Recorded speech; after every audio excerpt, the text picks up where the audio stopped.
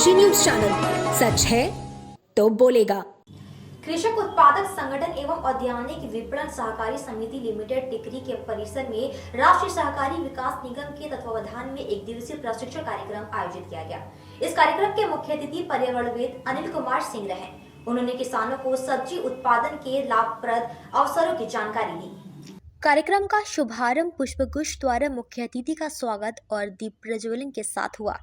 अनिल कुमार सिंह ने कहा कि यदि किसान सब्जियों की गुणवत्ता पर ध्यान दे तो वे अधिक मुनाफा कमा सकते हैं। इस अवसर पर डॉक्टर राम कुमार राय, एक अनुभवी निर्यातक, ने कृषि उत्पादों के उत्पादन, रखरखाव और गुणवत्ता सुधारने की तकनीकों पर जानकारी साझा की। उपनिदेशक नागेंद्र कुमार ने भारत सरकार की विभिन्न योजनाओं की जानकारी दी, जो कृषक संगठनों के व्यापारिक विकास में सहायक हो सकती है। इस कार्यक्रम में जौनपुर, वाराणसी, चंदौली और आजमगढ़ से आए 6 कृषक संगठनों के 30 सदस्यों ने भाग लिया। प्रमुख प्रतिभागियों में राकेश कुमार दुबे, ब्रिजेश अस्थाना, संगीता पांडे, ऋषि कुमार और तुषार कांत शामिल थे। भारत सरकार द्वारा 10,000 नए किसान उत्पादक संगठन का जो बनाए जा रहे हैं, उसके लिए हम जो हमारे नए नए एफपीओ गठित हुए हैं अभी, तो उनको हम यहाँ पर जो ट्रेनिंग देने आए हैं, उनके कैसे कि अपने एफपीओ को चलाएं आप, और उसमें क्या क्या सुविधाएं उपलब्ध हैं, भारत सरकार की किन योजनाओं के अंतर्गत आपको लाभ मिल सकता है, और जो आपका एफपीओ आपके द्वारा संचालित किया जा रहा है, उसमें किस तरह की वित्तीय सहायताएं और क्या क्या प्रबंधन कैसे करना है आपको, और उसमें कैसे आप व्यवसाय करके अपने जो कृषक हैं उनको कैसे लाभान्वित कर सकते हैं। इस संदर्भ में ये ट्रेनिंग का आयोजन किया गया है। कैसे लाभ मिलेगा? एक्चुअली जैसे आपको पता है कि भारत सरकार द्वारा 10,000 एफपीओ स्कीम लागू की गई थी, जिसके अंतर्गत हमारे राष्ट्रीय सहकारी विकास निगम, सहकारिता मंत्रालय की जो संस्था है, उसके द्वारा वाराणसी में 4 एफपीओ का गठन किया गया है। और एक एफपीओ जो हमारे इसके अंतर्गत भारत सरकार द्वारा इनको इक्विटी की सुविधाएं और मैनेजमेंट कोस्ट की सुविधाएं उपलब्ध कराई जाती है, जिसके अंतर्गत जो इक्विटी की सुविधा मिलती है, अगर एफपीओ को कुल 15 लाख की इक्विटी की सुविधा मिलनी है, अगर उनके अपने किसानों द्वारा 15 लाख इक्विटी की सुविधा किसानों से ली जाती है, तो भारत सरकार भी 15 लाख रुपए देती है। अर्थात एक संस्था के पास 30 लाख की राशि जमा पूंजी के रूप में उपलब्ध हो जाती है, जिसके माध्यम से वो विभिन्न प्रकार के कार्य कर सकते हैं। बाल विद्यालय वाराणसी के रामनगर स्थित डोमरी में नवरात्रि महोत्सव की भव्यता देखने को मिली, जहां मां दुर्गा की अलौकिक झांकी सजाई गई। इस अवसर पर भक्ति गीतों के साथ माता की वृहद आरती उतारी गई, जिससे पूरा विद्यालय प्रांगण मां की जय जयकार से गूंज उठा। बाल विद्यालय के प्रबंधक मुकुल पांडे और प्रधानाचार्य नीता त्रिपाठी ने इस नवरात्रि पर्व के महत्व को विस्तार से बताते हुए छात्र छात्राओं को भगवान स्वरूप बनाकर पूजन अर्चन करने का अवसर प्रदान किया। उन्होंने छात्रों को बुराई पर अच्छाई की जीत का संदेश दिया। कार्यक्रम के अंत में सभी उपस्थित छात्र छात्राओं और अध्यापकों के बीच प्रसाद वितरण किया गया। इस विशेष अवसर पर विद्यालय के छात्र छात्राएं, अध्यापक और अध्यापिकाएं सभी एकजुट होकर इस पवित्र पर्व का आनंद लेते नजर आए। नवरात्रि महोत्सव ने विद्यालय में भक्ति और समर्पण की एक नई लहर पैदा की।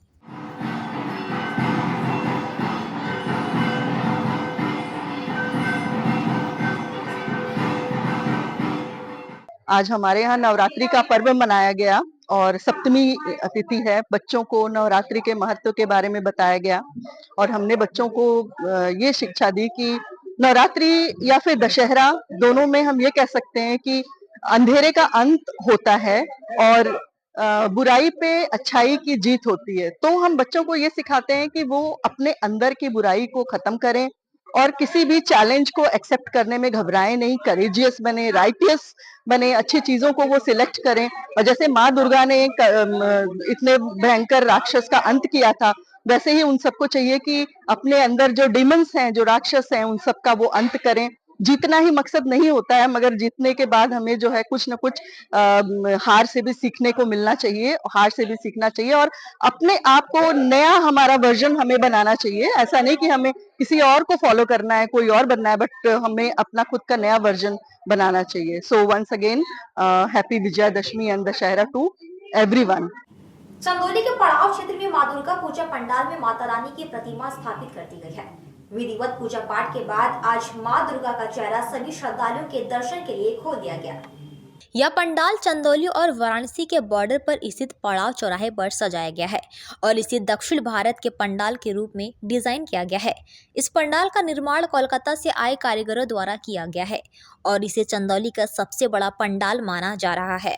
पंडाल समिति के अध्यक्ष अनिल कुमार उर्फ गुड्डू ने बताया कि उन्होंने विधि विधान से पूजा कर मां का पट खोल दिया है, जिससे श्रद्धालु भक्ति भाव के साथ माता रानी के दर्शन कर रहे हैं, जिससे श्रद्धालुओं को एक अनूठा अनुभव प्राप्त हो सके। सभी की कामना है कि माता दुर्गा की कृपा से सुख समृद्धि की प्राप्ति हो। जो कि चंदौली का क्षेत्र है और वाराणसी का भी क्षेत्र है और दुर्गा पूजा की जो पूजा है वो पंडालों की जो शुरुआत है वो देखने के लायक है। और यहाँ पर कलकत्ता जैसा जो है आप देख सकते हैं पंडाल जो है वो बंगाल का किसी खूबसूरती से कम नहीं है।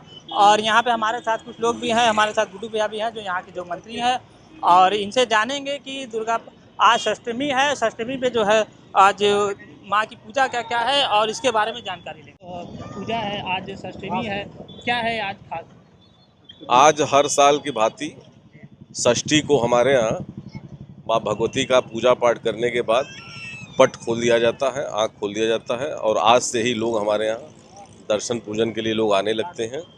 और यहाँ पे आज से ही भीड़ आना चालू हो जाता है। जैसा कि आप अगल बगल देख रहे हैं, तमाम लोग अगल बगल आसपास के गांव के आसपास के लोग यहाँ पे आके माँ भगवती के पूजन अर्चन में शामिल हो रहे हैं। तो आपके जो यहाँ पे पूजा होने वाली है और जो ये पंडाल को जो रूप दिया गया है वो किसका रूप दिया गया है?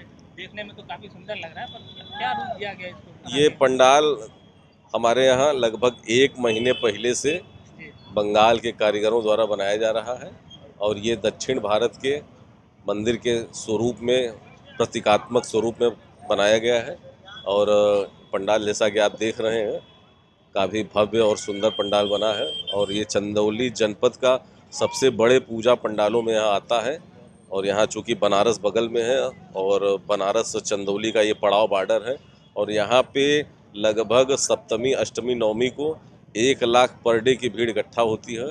और हमारे यहाँ जो भी संस्था के पदाधिकारी हैं, जो भी हमारे वॉलंटियर हैं। तो जैसा कि आपने देखा गुड्डू जी, अनिल कुमार जी ने बताया कि जो है यहाँ पर जो है 1 लाख लोगों की जो है यहाँ पर भीड़ होती है। ये चंदौली और वाराणसी का बॉर्डर है, यहाँ पे दूर दराज से भी लोग आते हैं और इसे जो है कोलकाता के जो यहाँ के कारीगर है उनका जो है ये रूप दिया गया है। और एक देख सकते हैं कितनी खूबसूरती से और अच्छे तरीके से वीएमपीएम ने आगामी वर्ष में काशी विश्वनाथ दल के लिए धर्मशाला के निर्माण की घोषणा की है।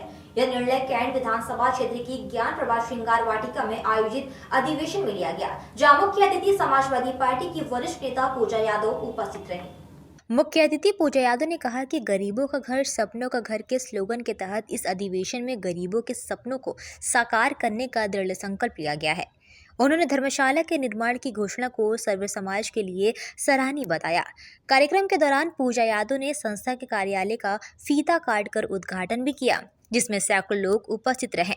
काशी विश्वनाथ दल के राष्ट्रीय अध्यक्ष जंत्रलेश्वर यादव ने इस अवसर पर कहा कि यह धर्मशाला केवल एक समाज के लिए नहीं बल्कि सभी के लिए है। उन्होंने विशाल पांडे के कार्यों की सराहना की और कहा कि यह पहले सभी वर्गों को एकजुट करने में सहायक होगी।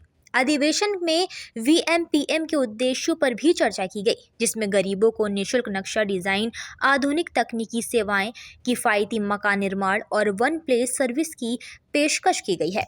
इस कार्यक्रम में मनीष पांडे, भूप नारायण पांडे, प्रेम पांडे, भुवन पांडे, विशाखा पांडे और सिद्धेश्वर यादव समेत कई प्रमुख व्यक्तियों ने भाग लिया। कि उनकी जो सोच है कि गरीबों का घर सपनों का घर, तो ये जो इन्होंने धरातल पे लाके एक अच्छा घर देने का ये लोग, इनकी संस्था काम कर रही है।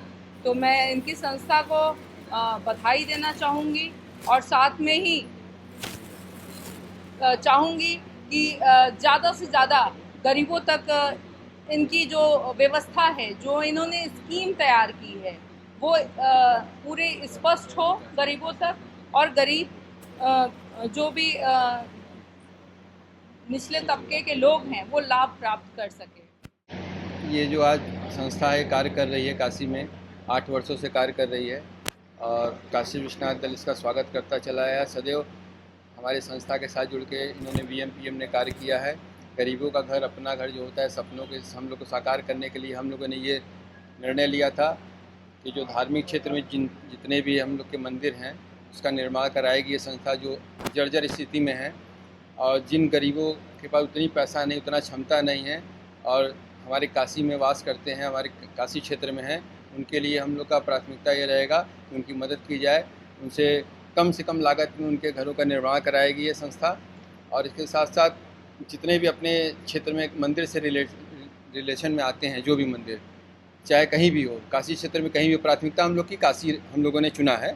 इसके बाद हम लोग दूसरे जगह हम लोग आगे बढ़ेंगे और जैसा निर्देश होगा टीम का और जैसा हमारी कोर कमेटी कहेगी उस तरह से हम लोग कार्य करेंगे।